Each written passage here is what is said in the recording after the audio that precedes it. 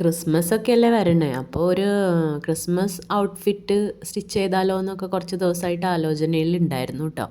പിന്നെ പോക്കറ്റിൽ കൈയിട്ട് നോക്കിയപ്പോഴാണ് മനസ്സിലായത് പോക്കറ്റ് കീറിയിരിക്കുകയാണ് ഗൈസ്. പിന്നെ പെട്ടെന്നാണ് ഒരു ഐഡിയ വന്നത്. ഞാൻ കുറേ ആൾക്കാർക്ക് സാരിയൊക്കെ വെട്ടി കോട്ട് സെറ്റൊക്കെ ചെയ്ത് കൊടുത്തായിരുന്നല്ലോ, അപ്പോൾ ഞാനിതുവരെ ഒന്നും സ്റ്റിച്ച് ചെയ്തിട്ടില്ല. അങ്ങനെ അമ്മയുടെ അലമാരിൽ തപ്പിയപ്പോണ്ട് അമ്മയ്ക്ക് പണ്ടെപ്പോഴോ ഇളയമ്മ കൊടുത്തൊരു സാരി അലമാരിൽ ഇരിക്കുന്നുണ്ടായിരുന്നു. അപ്പോൾ നല്ല കോട്ടൻ്റെ മെറ്റീരിയലാണ് കേട്ടോ. പിന്നെ ഒന്നും ആലോചിച്ചില്ല, അതിന് നല്ല സ്റ്റിഫ് ആൻഡ് ഷൈൻ വെച്ച് കഴുകി നല്ലോണം അയൺ ചെയ്തെടുത്തു.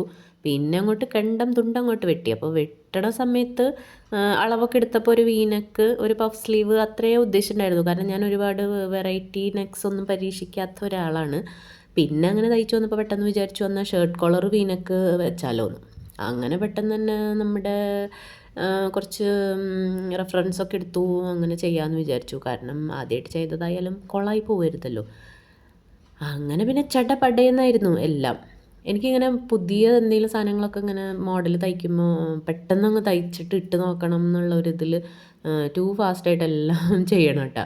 അപ്പം അങ്ങനെ കോളർ ചെയ്തെടുത്തു, അത് അയൺ ചെയ്തു. പിന്നെ കോളർ അതിലേക്ക് പെട്ടെന്ന് തന്നെ ഫിറ്റ് ചെയ്യുന്നു.